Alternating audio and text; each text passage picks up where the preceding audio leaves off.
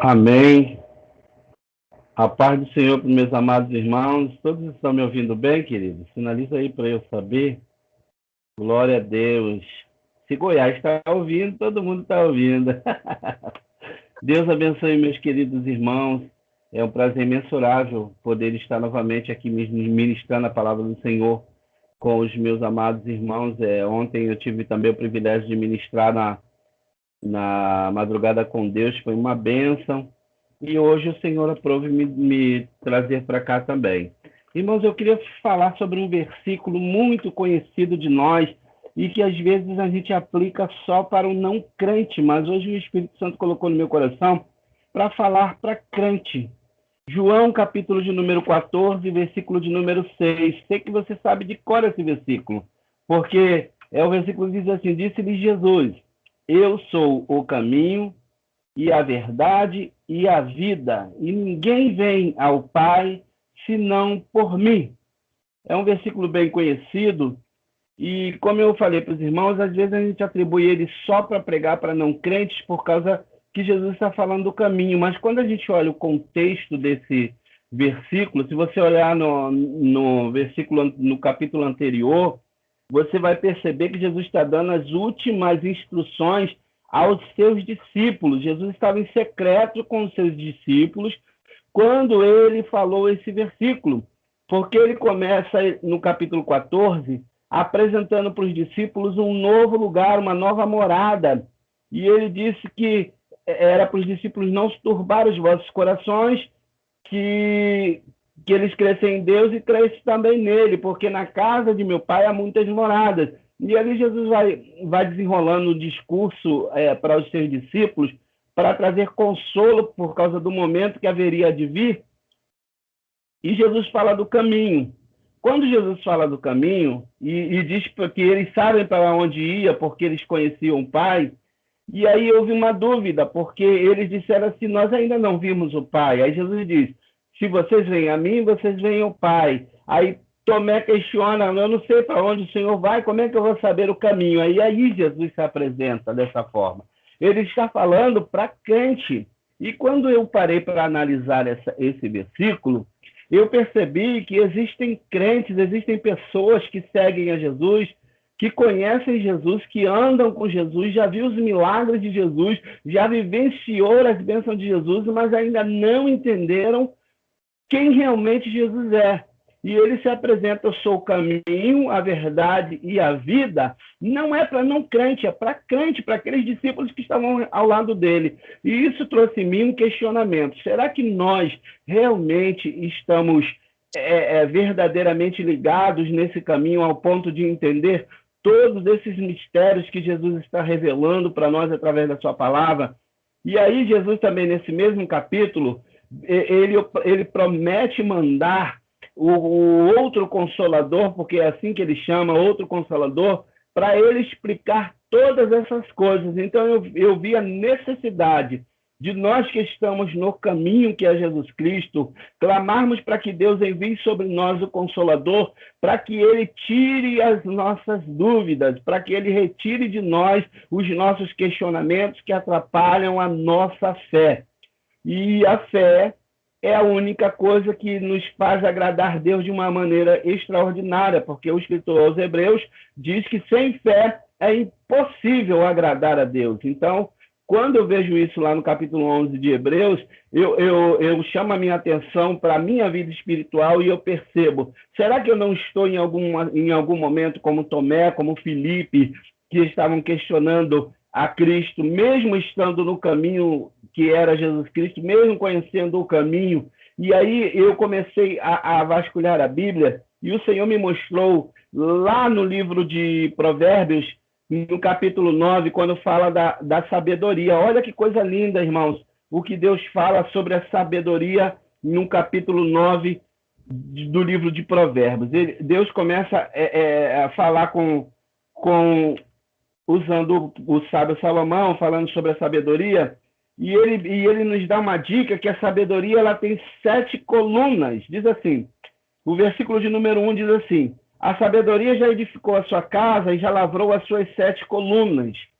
E aí, quando eu percebi isso, o que Salomão estava querendo nos passar através da unção que o Espírito Santo derramou sobre ele?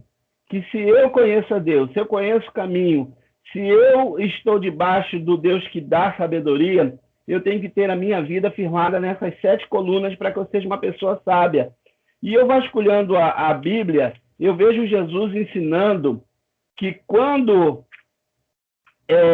o homem ele está firmado na rocha, quando o homem está firmado no propósito que Deus quer, que ele está com essas 7 colunas firmadas. Uma dessas colunas é a prudência. Quando a gente fala de coluna, a gente fala de sustentabilidade e estabilidade. O crente, para ser estável e sustentado, ele precisa estar firme na rocha. Jesus Cristo falou isso na parábola que ele citou em Mateus capítulo 7, versículo 4, que ele comparava um homem prudente, que é a primeira coluna, a prudência, àquele que edificou a sua casa na rocha, porque aí vem o vento, vem a chuva, vem os rios, batem contra ela, mas não vão derrubar essa casa. Por quê?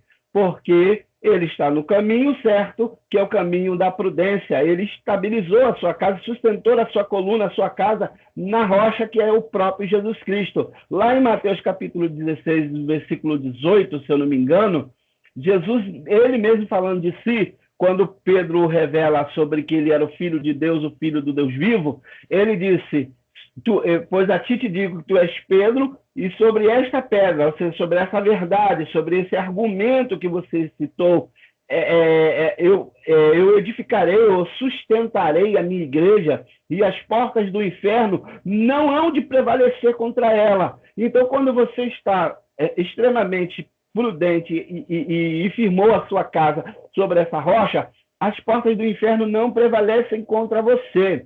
Aleluia! E a outra coluna, o outro sustentáculo, o outro firmamento da sabedoria é o conhecimento. E nesse conhecimento, a gente vê em Provérbios capítulo 2, no versículo de número 8, versículo de número 4, diz assim: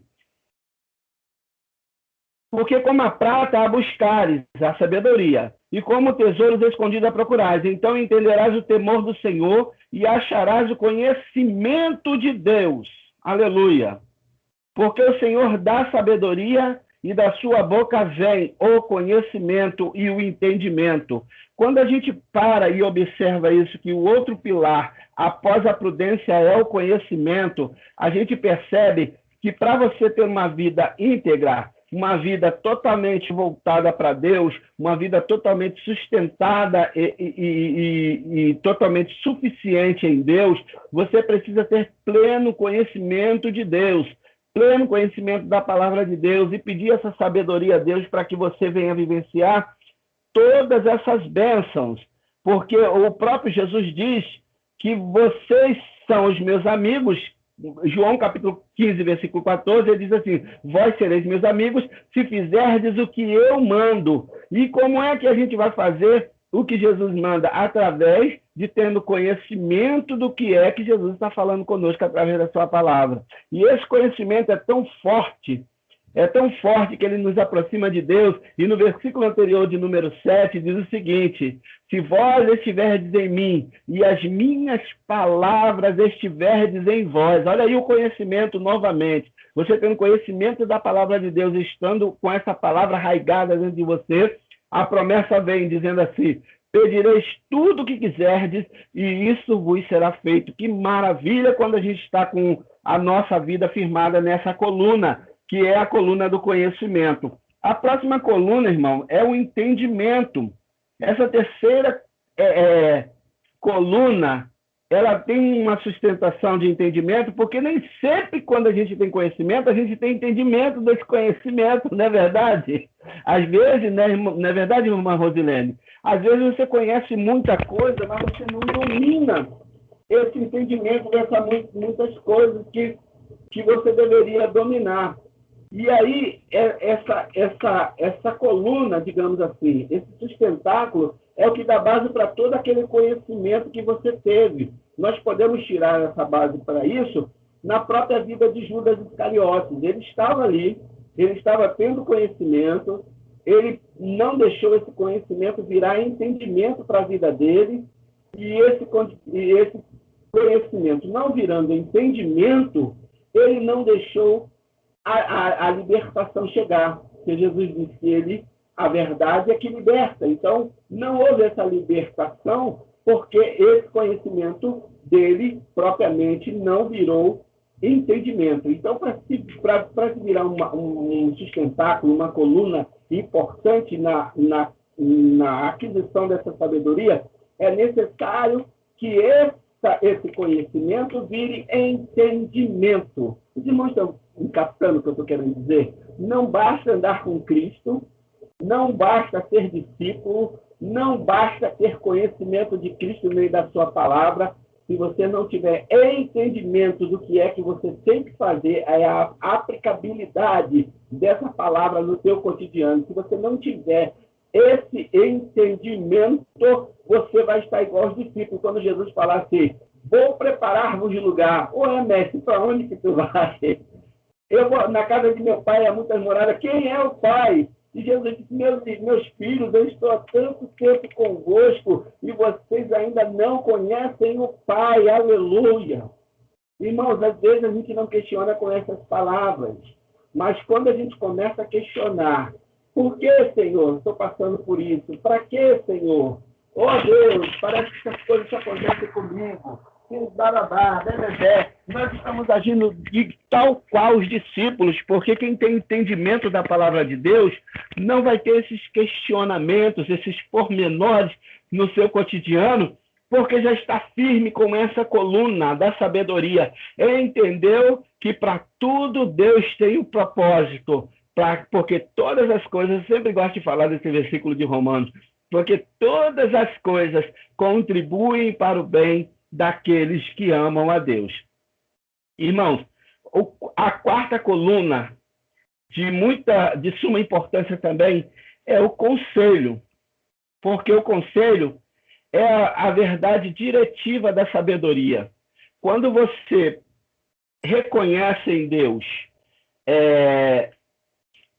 você tem essa prudência, tem esse conhecimento e esse entendimento, você está apto para doutrinar, você está apto para edificar, para servir de canal, para que outras vidas também sejam impactadas por essa sabedoria que Deus está colocando na sua vida.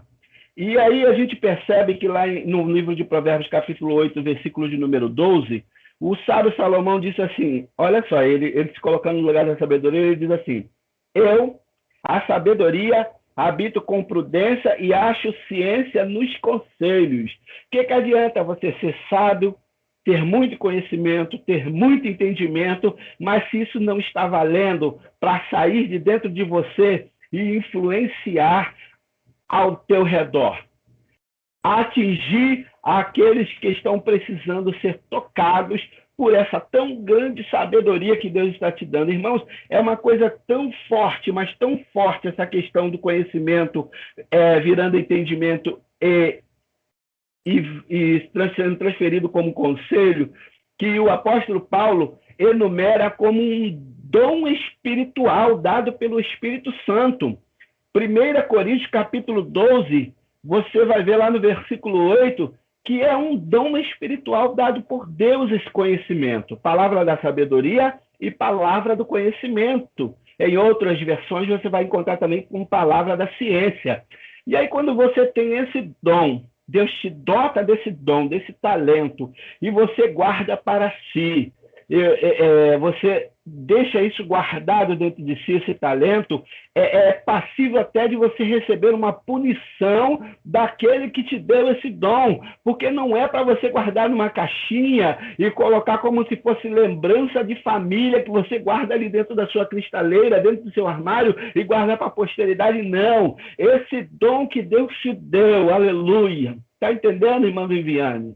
Esse dom, irmão Jorge, que o Senhor te deu, que Ele te lançou sobre você, é para que você venha passar como conselho para aqueles que estão precisando lá fora. Você conhece o caminho, você conhece aonde o caminho mora, você sabe que lá tem muitas moradas, você sabe que o Pai está lá juntinho com ele, e agora você precisa transferir esse conselho, que é um dos maiores sustentáculos dessa sabedoria, para outras pessoas que estão em redor, para que se não for assim, o próprio Salomão diz que aquele que ganha almas é através do conselho que você ganha alma. Sábio é. Olha aí ele fazendo associação de sabedoria e ao ganhar almas. Você só ganha alma se você transferir a sabedoria que você mandou. E só é sábio quem tem sabedoria, não é verdade, irmã Rosilene? Só é sábio quem vive a sabedoria. E aí, quando você se mostra sábio ganhando almas, você cada vez mais está investindo no teu ministério, na tua chamada. Oh, louvado seja Deus. A outra coluna, o outro sustentáculo é a fortaleza. A fortaleza é aquele alicerce que Deus te dá, mesmo que quando você percebe que está tudo caindo ao teu redor. Sabe que o salmista Davi, lá no segundo livro de Samuel, versículo de número 22, 33, ele diz assim: Deus é a minha fortaleza e a força da minha vida. Ele aperfeiçoará o meu caminho. Olha aí, o caminho. Voltando de novo para o caminho. Deus é a fortaleza da minha vida.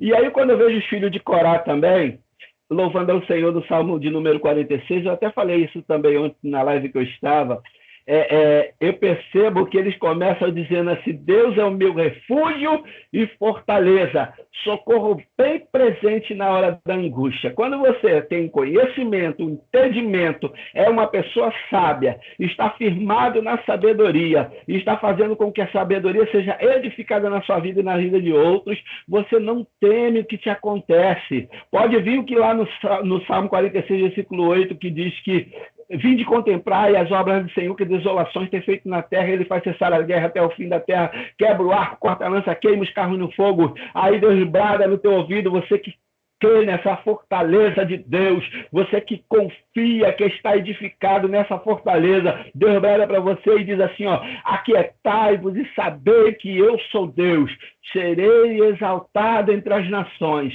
serei exaltado sobre a terra. Lassúria, balabachúria, lembendossiergia, entre os relebassuie. Deus está firmando você, a tua fortaleza. Nenhum ataque do inimigo, nenhuma arma preparada, nenhuma ferramenta forjada contra ti valerá. Sabe por quê? Você está lá em cima da fortaleza que Deus te colocou e nada vai te abalar. Nada vai te abalar. E como salmista você vai dizer assim: ele é a fortaleza da minha vida, ele é o que fortalece o meu caminho. Oh glória, oh glória, oh glória. A outra coisa, irmão, é a justiça. A outra coluna é a justiça. Essa sexta coluna, ela sustenta a sabedoria, é a virtude moral da sabedoria. É aquilo que impossibilita você de regredir, de voltar atrás. Sabe por quê? Porque dentro de você existe um ser que é maior do que você não suporta, você não aguenta. Não venha me dizer que você sozinho suporta as tentações. Sozinho você cai, crente. Sozinho você se entrega, a tua carne clama cotidianamente pelos desejos que ela tinha no passado. Mas quando você está justificado pelo Tsequenu Yavé, que é o Senhor, que é a minha justiça, quando a tua vida está nessa coluna, a sabedoria que Deus te colocou está nessa coluna, aleluia, glória a Deus. Os irmãos estão me ouvindo, querido? Eu estou ouvindo eco aí no fundo, repetição. E aí, quando os irmãos percebem que essa coluna está firme em você, você automaticamente entende que o Espírito Santo que está dentro de você te incomoda e te impulsiona a não fazer, a não se render, a não se entregar. Ser tentado não é a queda. Ser tentado não é o erro. Ser tentado, aleluia, Ser tentado é o processo que pode te levar à queda. Ser tentado é o processo que pode te levar ao erro. Mas eu leio lá na carta do apóstolo Tiago, ele dizendo, se eu não me engano, no capítulo 1, versículo de número 12, que ele diz que quem é tentado é muito feliz. Eu fico entendendo, Glauber, como é que eu, passando por um processo de tentação, de perturbação do inimigo para que eu caia moralmente e espiritualmente, e o apóstolo cheio do Espírito Santo, que eu sou muito feliz por estar passando por esse processo, porque ele complementa dizendo assim, ó, bem-aventurado que sofre a tentação, porque quando for provado, aleluia, irmã Viviane, quando for provado, receberá a coroa da vida. Aleluia. É a justiça de Deus sobre você. É a justiça de Deus sobre a sua vida. É a coluna que vai garantir que nenhuma condenação vale contra você. É a coluna que garante que qualquer dardo inflamado do inimigo não bate sobre a sua vida, porque a tua proteção é o Espírito Santo. E ele não está de fora para dentro, não. Ele está de dentro para fora. Sabe por quê? Porque ele escolheu você como morada. Na verdade, por ele ser onipresente, ele está dentro de você, ele está ao teu redor, ele está acima de você, ele te protege por todos os lados. Então, se vir dardos de cima, de baixo, de frente, de trás, se vir investida, seja lá de onde que for, haverá uma proteção sobrecomum da justiça de Deus, a couraça da justiça no teu peito, que o apóstolo Paulo falou na carta aos Efésios, capítulo 6, que está protegendo você. E diz, meu servo não, minha serva não, porque eles estão protegidos, eles estão firmados na coluna da justiça, que é um dos pilares da sabedoria que o Espírito Santo está introduzindo no coração deles. Porque é o Espírito Santo que nos convence do pecado, da justiça e do juízo. Do pecado, da justiça e do juízo. Então, crente, recebe essa palavra aí e saiba de uma coisa, o Espírito Santo não vai permitir você cair, você só cai se você quiser, você só se entrega se você quiser, porque força você já tem, uma força motriz dentro de você dizendo assim, vai em frente, continua, porque você já conhece o caminho, você já está no caminho, você já é discípulo, você aguenta mais um pouquinho, você é feliz por estar sofrendo essa tentação, você não é pouca coisa não, você é muito feliz porque Deus escolheu você, e porque você está sofrendo isso é porque você foi escolhido por Deus. Irmãos, eu falei da sexta coluna, que é a justiça, vamos para a sétima, que é o temor do Senhor. Essa sétima coluna, esse sustentáculo, o temor do Senhor, quando você passa por todo esse processo de conhecer, foi bem assim na minha vida. Eu primeiro aceitei Jesus, conheci Jesus, tive entendimento de quem era Jesus e como eu vivenciava essa palavra. Deus começou a tratar dentro de mim e tirar todos os resquícios do passado, de todas as doutrinas malignas que eu fui doutrinado ao longo da minha vida, e as palavras de derrotas. Eu acho que a uma certa feita, eu já até falei aqui, que eu era novo convertido, e aí uma vez a minha mãe virou para mim, porque ela não era do caminho, eu fui o primeiro a me converter na minha casa, e eu falo assim, o caminho, porque era assim que os crentes eram conhecidos antigamente, tá, crente? No século I, diziam assim, esses crentes aí, o crente do caminho, eles são os seguidores do caminho, porque é tão importante a palavra que eles guardaram de Jesus Cristo, eles eram conhecidos como seguidores do caminho, e ao longo dos séculos nós perdemos essa palavra tão pomposa, tão bonita de ser dita, né? E eu vou dizer para vocês são seguidores do caminho. Jesus é o caminho, crente. Vocês são seguidores do caminho. E aí, minha mãe me chama no canto e fala assim, meu filho, e ela dizia que quando eu completasse 18 anos, eu escolhia o que eu quisesse, porque as entidades mandavam me chamar, dizendo que eu tinha que trabalhar a minha mediunidade. Ela sorria para eles, mas chegava em casa, quando você tiver 18 anos, você escolhe o caminho que você quiser. E aí, quando eu escolhi, isso aborreceu muito a ela, mas a ela não, o que estava nela. E aí, um dia, ela muito aborrecida, chega para mim, meu filho, o que você está se misturando com esses crentes? O que você quer achar com esses crentes? Aí eu, humildemente, virei para ela, sem muito conhecimento bíblico, e disse, mãe, é porque eu quero ver a Deus. Aí o adversário usou os lábios dela e falou, larga a mão de ser bobo, menino. Ninguém vai ver a Deus, porque todos nós somos pecadores e os pecadores não têm o direito de ver a Deus. Aí aquela palavra, irmão, entrou assim na minha vida como um balde de água fria e o inimigo tentou esfriar a minha fé a partir daquilo, porque eu captei aquilo para mim, eu sabia que eu era pecador, era muito, não. Eu sou muito pecador e eu só me via como pecador. E quando ele falou isso para mim, isso atingiu a minha fé. E aí eu fui para a igreja, sem questionar, sem pedir a Deus, mas Deus precisava tratar essa ferida que o inimigo fez através desse momento e precisava sanar. E aí, quando eu fui para a igreja, Deus tratou no dia da pregação com o meu pastor pregando o Sermão da Montanha. Aí ele vai e cita, se eu não me engano, 5 de Mateus, versículo de número 8. Bem-aventurados os limpos de coração, porque eles verão a Deus. Aí, quando eu ouvi aquela palavra, você sabe quando você está assim, buchinho, cadinho, quebradinho, aí você vê uma palavra que vai lá te dar um tapa, assim, pá, acorda, crente, porque o Senhor tem algo diferente contigo. E aí, quando essa palavra entrou no meu coração, me impulsionou a crer novamente, eu guardei, foi o primeiro versículo, irmãos, que eu guardei na vida. Eu não me esqueci nunca mais. Aí eu cheguei em casa correndo, aí chamei ela humildemente, claro, né, porque minha mãe era a autoridade máxima, a juíza do juiz. Se eu falasse alguma coisa, você sabe que eu ia levar um supapão, era assim que funcionava.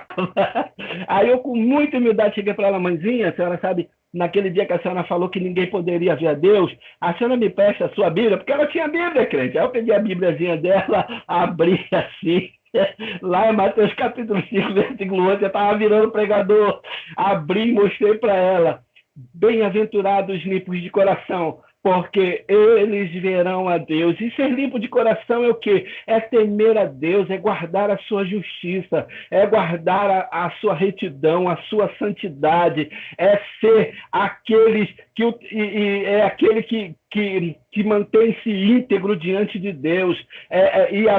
O próprio Salomão diz que o temor do Senhor é o princípio da sabedoria. Olha, ele numera lá na classe quase a última coluna, e ele diz que o princípio da sabedoria, o que vai dar mais sustentáculo à sabedoria, é o temor do Senhor. E não é verdade, crente? É o que te impulsiona a adorar, que te impulsiona a crer, que te impulsiona a resistir o pecado, que te impulsiona a dizer não para o inimigo. E aí você percebe que aí você vai ser introduzido aonde Deus vai ter uma intimidade tão profunda contigo, que ele vai responder os teus questionamentos, vai sarar as tuas feridas, vai te recuperar dos dardos que conseguirem infiltrar e te ferir, porque por mais que a gente se revista de Deus, por isso que o apóstolo Paulo ele nos ordena a nos revestirmos de toda a armadura de Deus, para que a gente não venha ser tocado nem ferido. E o inimigo, por ser covarde, quando ele não consegue de um lado, ele tenta do outro. Se ele não consegue contigo, ele tenta com alguém que está enfraquecido do teu lado. Mas você não vai ser atingido. Sabe por quê? Porque você está sustentado no temor do Senhor. Oh, aleluia, aleluia, aleluia. Você é alguém que está plenamente infiltrado, totalmente colocado na justiça de Deus. Você é alguém que é íntimo do Espírito Santo, íntimo de Jesus Cristo. Você vivencia com Deus uma proximidade tão grande, mas tão grande, que agora você pede tudo o que você quiser e te será feito. Sabe por quê? Porque você é íntimo de Deus. Você está vivenciando o que o apóstolo João escreveu de Jesus Cristo no capítulo de número 15, irmãos. Quando eles estavam percebendo que eles precisavam melhorar as suas atitudes, melhorar os seus posicionamentos para com Deus, e aí Deus dá essas últimas instruções aos discípulos, dizendo que eles são a videira verdadeira, ele é a videira verdadeira e nós éramos as varas. E ali Deus vai mostrar se vocês têm intimidade, se vocês guardam a palavra, se vocês guardam o mandamento, se vocês ouvem o que Deus está falando para que vocês ouçam, vocês amarão uns aos outros. E essas instruções mostraram o quê? Tudo isso incide na estruturação da sabedoria que Deus colocou em nossas vidas. Então, para finalizar, meu amado, minha amada irmã, eu aconselho você a fazer sempre isso. Quando você passar qualquer processo, lembre-se que você está firmado na rocha. Lá na rocha do capítulo 7 de Mateus que eu falei, você está firmado na rocha. Pode vir vento, pode vir rio, pode vir tempestade, pode vir furacão, pode vir tentação. E quando vir tentação, lembra que você é feliz porque ela está batendo a tua porta. Se ela está vindo, é porque o inimigo percebeu que você tem alguma coisa de Deus na tua vida e ele quer arrancar essa alguma coisa. Por isso que o apóstolo Tiago disse que você é feliz, crente. Você é feliz. Aí, aqui no versículo de número 18, para finalizar, do capítulo 15 de João, diz assim: se o mundo vos aborrece, sabei que primeiro do que a vós me aborreceu a mim. Se vós fosseis do mundo, o mundo amaria o que era seu. Mas porque vós não sois do mundo, antes eu vos escolhi do mundo. Por isso é que o mundo vos aborrece. Amém, irmãos? Sejam firmados na coluna, nas colunas da sabedoria. Sejam firmados em toda a palavra de Deus. Recebam essa palavra nessa noite e eu agradeço essa rica oportunidade em nome de Jesus. Amém? Deus abençoe.